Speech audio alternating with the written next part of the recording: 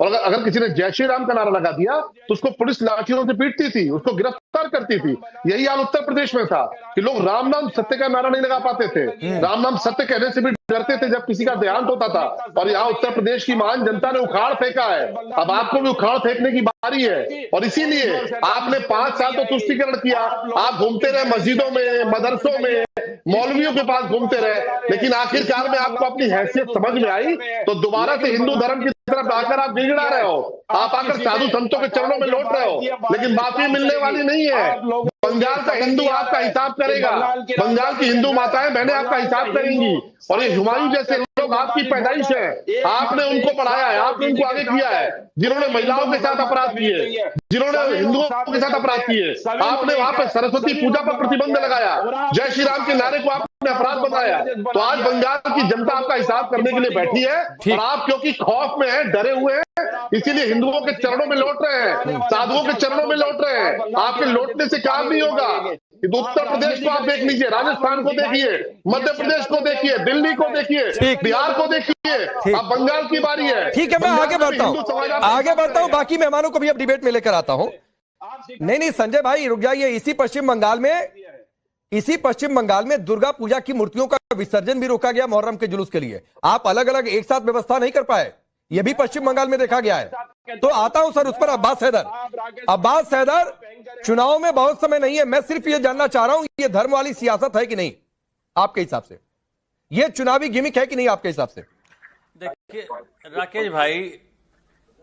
राकेश भाई, ये जो 262 करोड़ का सिलीगुड़ी में जो दुर्गा आंगन बना रही हैं ममता जी, ये बहुत ही सराहनीय कदम है 17 एकड़ में, और निश्चित रूप से उसके आसपास का भी विकास होगा जब पूरी मंदिर बन के तैयार। लेकिन सर, ये कोई पहला मंदिर नहीं है। इससे पहले जगन्नाथ धाम तैयार हो चुका है, 250 करोड़ की लागत से बनाया गया है, वो भी ममता जी के। लेकिन वो शलभ भाई को नहीं दिखेगा क्योंकि इनको राजनीतिक मोतियाबिंद है। इनको लगता है कि धर्म पे एकाधिकार है, धर्म व्यक्तिगत विषय हो सकता है। ममता बनर्जी जी क्या मतलब धार्मिक व्यक्ति नहीं है क्या? अखिलेश यादव जी केदारेश्वर मंदिर बना रहे हैं अगर इटावा में अपने व्यक्तिगत पैसे से, चंदा लेके लोगों से। सत्ता में हम नहीं हैं, सत्ता में आएंगे तो उससे बेहतर कुछ बनाएंगे, लेकिन वो बना रहे हैं तो उसपे भी आपत्ति होगी इनको। मुझे लगता है कि भारतीय जनता पार्टी अब्बास भाई, बंधन में मेरी तो जानकारी में नहीं है कि किसी ने केदारेश्वर मंदिर का विरोध किया हो, कभी चलमड़ी ने विरोध किया हो।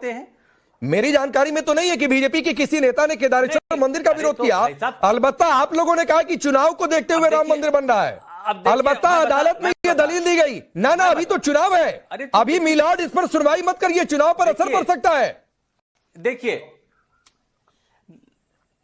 अरे सर जो ये किसने प्ली दी थी ये आप बताइए मुझे। ये जाकर पूछिए सर किसने कहा था, ये बताने की जरूरत है क्या? तब कांग्रेस में वो हुआ करते थे बहुत बड़े वकील। मैं बता रहा हूं ना आपको। देखिए धर्म का सर्टिफिकेट बांटने जब भारतीय जनता पार्टी बैठी हुई है, वो बताएगी कि कौन हिंदू है, कौन मुसलमान। नहीं, मैं सिर्फ ये पूछ रहा हूँ अब्बास भाई, कौन मंदिर जा सकता है और कौन अगर आपकी पार्टी के भी राष्ट्रीय अध्यक्ष को इन्विटेशन गया था प्राण प्रतिष्ठा का। सुनिए, आपकी पार्टी के भी राष्ट्रीय अध्यक्ष को इन्विटेशन गया था प्राण प्रतिष्ठा का, नहीं गए, कहा गया जब बुलावा आएगा तब जाएंगे। अच्छा, ये भी कई नेताओं से कहा गया ना ये तो बीजेपी का इवेंट है, हम लोग क्यों जाएं? कांग्रेस के नेता भी कहे ये बीजेपी का इवेंट है। मैं तो सिर्फ ये पूछ रहा हूं कि ये टीएमसी का इवेंट है कि नहीं है। सरकारी पैसों से मंदिर बन रहा, स्वागत किया नहीं राकेश भाई। देखिए देखिए राम मंदिर में ध्वजारोहण हुआ, सबने स्वागत किया, क्या किसी ने विरोध किया क्या? जब कोर्ट ने निर्णय दिया सब उसका सम्मान करते हैं, और देश के राष्ट्रपति को इन्होंने नहीं बुलाया। आप बताइए कि जितने आप चारों पीठ हैं उसके शंकराचार्य ने कहा कि भाई ये धर्म को जो है राजनीति में मिला रहे हैं, किसी राजनीति नहीं ठीक है सर, जब बहुत आज क्लियर कट हो रहा है। चलमड़ी रिप्लाई करिए, उसकी कहीं चर्चा नहीं होती है क्योंकि मैं बताऊं, आप बताइए किसी एक ने कहा हो जगन्नाथ धाम बना बंगाल में, उसका स्वागत किया, उस पर क्या राजनीति करी ममता जी? किसने विरोध किया? चलिए चलमड़ी आपकी सारी बात का जवाब दे रहे हैं, चलमड़ी बोलिए। देखिए आज ये लोग कितने चिकने चुपड़े चेहरे लेकर आते हैं राकेश भाई। आपको याद होगा कि कुछ आतंकवादियों ने इनको शांत कराइए फिर बात करते हैं। आपको याद होगा कि उत्तर प्रदेश में कुछ आतंकवादियों ने भगवान राम के मंदिर पर हमले की योजना बनाई, काशी में हमला किया, लखनऊ में हमला किया। जिन आतंकवादियों ने भगवान राम के मंदिर पर हमले की योजना बनाई, जिन्होंने काशी पर हमला किया, उनके मुकदमे किसने वापस लिए? समाजवादी पार्टी की सरकार ने वापस लिए। और कोर्ट ने कहा कि मुकदमे वापस मत लो, आप इनको पद्म विभूषण दे दो। आप जब तुष्टीकरण इस स्तर पर करना चाहते हो, अब रुक जाइए, बात ये बौखलाइए मत। भगवान राम के भक्तों पर गोलियां चला के इन्होंने पूरी की पूरी सरयू जी को लाल कर दिया, पूरा का पूरा अयोध्या लाल कर दिया। आज देखिए कितने बड़े सहिष्णु बने चले, बहुत बड़ा इन्होंने महान कार्य कर दिया। और इसीलिए देखिए हिंदू समाज ने बदला लिया बात। भाई बौखलाइए मत, बौखलाइए मत, मैंने आपको टोका नहीं। हिंदू समाज जब जागता है ना तो बंगाल ही नहीं, बहुत अच्छी अच्छी जगहों पर जाकर लोगों को मां दुर्गा के चरणों में लौटना पड़ता है, भगवान राम के चरणों में लौटना पड़ता है।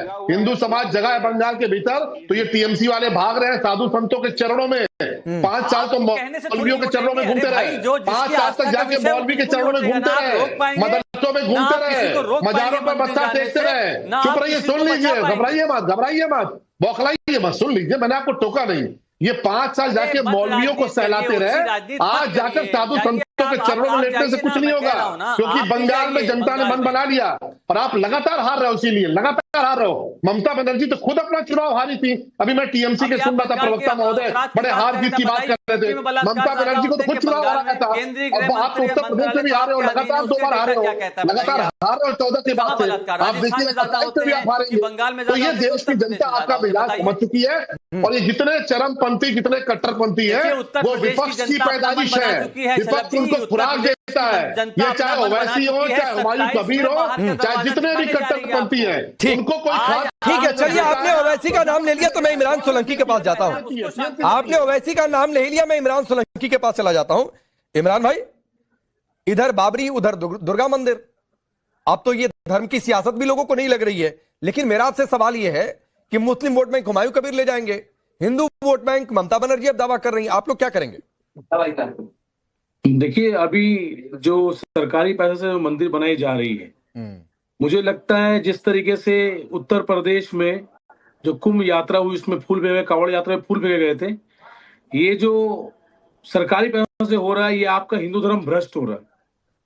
हमारी जब मस्जिद बनती है, हम अपने दान के पैसे बनाते हैं, या हमारा कोई भी धार्मिक प्रोग्राम होता है, अपने दान के पैसे करते हैं। लेकिन ये बात समझना पड़ेगा, बंगाल हो या हिंदुस्तान की आवाम हो, इनकी बेसिक जो जरूरत है वो क्या है। मैं घूमता हूँ बंगाल के सारे राज्यों, सारे इसमें जिलों में, मालदा हो, मुर्शिदाबाद हो, उत्तर दक्षिण दिनाजपुर, जितने भी जिले हैं बंगाल में, यहाँ पे मंदिर की जरूरत नहीं है। आप मंदिर बनाइए, मस्जिद जो बनाना बनाइए, उससे कोई तकलीफ किसी को नहीं है। लेकिन आप उसमें राजनीति मत करिए। जरूरत है स्कूल की, जरूरत है हॉस्पिटल्स की, तो इस पे राजनीति करिए कि हाँ कौन कितने हॉस्पिटल बनाते हैं।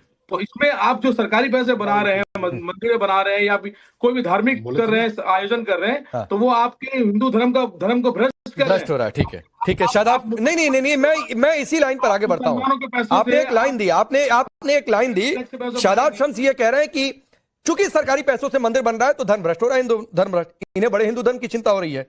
लेकिन मैं पूछ रहा हूं कि सरकारी पैसों से सब्सिडी लेकर ये लोग भी तो यात्रा पर जाते रहे, तब क्या हो रहा था? आता हूं शलभ, एक बार सब देखिए राकेश जी, हवाओं का रुख बदलने लगा है, सुना है वो मेरे साथ चलने लगा है। जो तुष्टीकरण की राजनीति की लेबोरेटरी बन गया था बांग्लादेश, वो कहीं ना कहीं अब बदलाव की बयार दिख रही है। और मैं ये कहता हूँ, ये खुशी की बात है। मैं एक भारतीय मुसलमान हूँ, मस्जिद मेरे लिए मेरी इबादत का घर है और मंदिर मेरे देश की संस्कृति है। इसे बनाने से कोई दिक्कत नहीं है, हम गौरवान्वित हैं, बहुत अच्छी बात है। लेकिन कि जो जस्टिस सच्चर कमेटी की रिपोर्ट आई, जिसमें कहा गया कि मुसलमानों के हालात दलितों से बदतर हैं, और पश्चिम बंगाल में लगभग 3-4 महीने रहा हूं मैं, आज MIM के नेताजी की बात से सहमत हूं, बिल्कुल ईमानदारी से सहमत हूं। मुसलमानों के हालात दलितों से बदतर हो गए, उनके एजुकेशन पे ध्यान नहीं दिया जा रहा है, उनके अपीजमेंट पॉलिटिक्स की जा रही है, उनके जो स्तर है जीवन का वो गिर चुका है पूरी तरह से। एक साड़ी के अंदर एक महिला अपना पूरा 6 महीने साल भर निकालती है, उसके पास एक ही साड़ी है, उसी साड़ी में वो अपना जीवन व्यतीत करती है। कैसे जीती होगी, कैसे उसकी व्यवस्थाएं चलती होंगी, अपने आप में बहुत चिंता का विषय। और ये भारत है, इस भारत में सिर्फ अपीजमेंट पॉलिटिक्स करके एक कम्युनिटी का बेवकूफ बनाया गया है, उसको दोनों तरफ से प्रताड़ित हो रही है, इधर से भी और इधर से भी। और हमारी दिक्कत यह है कि एक तरफ हुमायूं कबीर जैसे लोग वो मस्जिद बनाते, हम सल्यूट करते, मैं भी मुसलमान हूं, लेकिन बाबर का नाम, उस आक्रांता का नाम, जानवरों के नाम पे मस्जिदों का नाम रखते हैं। आपको मालूम है, बाबर एक शेर को कहते हैं, चीता को कहते हैं, और उसके नाम पे ऐसी कौन सी आफत आ रही है कि उसके नाम पे रखा जाएगा? अरे रखना था मस्जिद का नाम तो मस्जिद अल हिंद रखते, मस्जिद का नाम वीर अब्दुल हमीद के नाम पे रखते, लेकिन वो नहीं करना था क्योंकि तुष्टीकरण की राजनीति करनी थी और उसके पीछे भी ममता दीदी थी। मैं बहुत ईमानदारी से इस बात को कह रहा हूँ राकेश भाई, राजनीति की घटिया गंदी लेबोरेटरी बन गया है बांग्लादेश, पश्चिम बंगाल, और यहाँ के तार जो बांग्लादेश से जुड़े हैं वो हमें बहुत गलत दिशा में लेके जा रहे हैं। मैं फिर संजय सरकार दीदी मंदिर मार्ग पर दीदी है, कोई विरोध नहीं कर रहा, लेकिन इसी मंदिर मार्ग पर जब बीजेपी जाए, मोदी जाए तो सब विरोध करने लगते हैं कि देखो रे धर्म का सियासत। मैं दूसरा सवाल पूछ रहा हूं, क्या मोदी का मुकाबला करने के लिए सिर्फ यही रास्ता बचा है? कोई ध्रुवीकरण करे, कोई तुष्टीकरण करे, आप संतुष्टीकरण करें? देखिए सबके मुंह से बांग्लादेशी निकल रहा है। देखिए संस्कार और संस्कृति है, काली दुर्गा ये हर घर में पूजा होता है, बंगाल को नहीं कह रहा है, वो अलग पूजा होता है, ठीक है ना, काली माता दुर्गा माता के।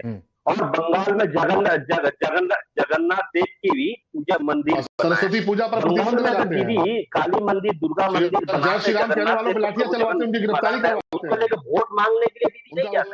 जैसे भाजपा बीच में मत बोले, हम भी शांत कीजिए, ऐसा नहीं होता है, शांत कीजिए, बोलने दीजिए, प्लीज राकेश जी, ऐसा नहीं होता है, बोलने दीजिए, हम शांत सुनो, उसको शांत सुन ले। अच्छा संजय सरकार जी, आपकी ऑडियो रुक कर आ रही है, जरा एक बार पीसीआर जरा एक बार इनको डिस्कनेक्ट करके दोबारा पेश करिए, फिर मैं आता हूं सर, आपके पास आता हूं। आपकी आवाज में दिक्कत आ रही है, बहुत साफ नहीं आ रही है। संजय शर्मा, यही सवाल आपसे, क्या यही रास्ता बचा था मोदी से मुकाबला करने के लिए?